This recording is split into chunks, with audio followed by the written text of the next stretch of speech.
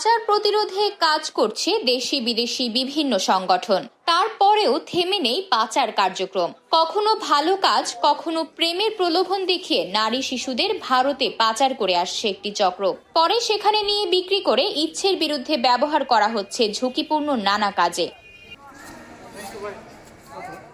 ভালো কাজের প্রলোভনে ভারতে পাচারের শিকার ২৬ বাংলাদেশি কিশোর কিশোরীকে ট্রাভেল পারমিটে বেনাপোলে হস্তান্তর করেছে ভারতীয় পুলিশ। মঙ্গলবার সন্ধ্যায় ভারতের পেট্রোপল ইমিগ্রেশন পুলিশ পাচার হওয়া বাংলাদেশিদের বেনাপোল ইমিগ্রেশন পুলিশের হাতে তুলে দেয়। এরা বিভিন্ন সময় পুলিশের হাতে আটকের পর ভারতের পশ্চিমবঙ্গের একটি হোমের আশ্রয়ে ছিল। এদের বয়স ১০ থেকে ১৭ বছরের মধ্যে। আটকের পর আইনি জটিলতায় কেউ কেউ ২ বছর থেকে ৮ বছর পর্যন্ত ভারতের হোমে থাকতে হয়েছিল। পরে ভারত বাংলাদেশ সরকারের দেওয়া বিশেষ ট্রাভেল পারমিটে এরা দেশে ফেরার সুযোগ পায়। প্রেমের প্রলোভনে ভারতে নিয়ে বিক্রি করে দিয়েছিল। অনেকের কাজের কথা বলেও প্রতারণা করে চক্রটি। বছর আগে আমি আমার বন্ধুদের সাথে ৫ জন বন্ধুদের সাথে হিলি বর্ডার ক্রস করি। তারপর ক্রস করার পর ওখানে আমাদের কিছু পুলিশ আমাদের আটক করে আমাদের সুবায়ন হোমে রাখে।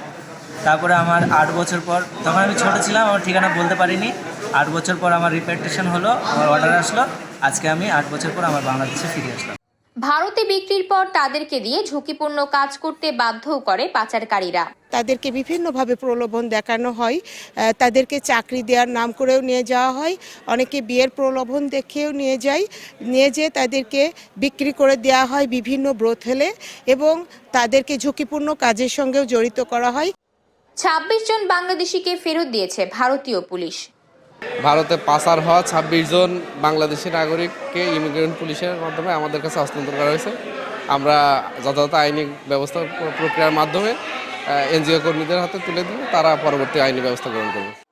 এ নিয়ে গত ৩ দিনে বেনাপোল চেকপোস্ট দিয়ে পাচারের শিকার ৪১ বাংলাদেশিকে ফেরত দিয়েছে ভারতীয় পুলিশ।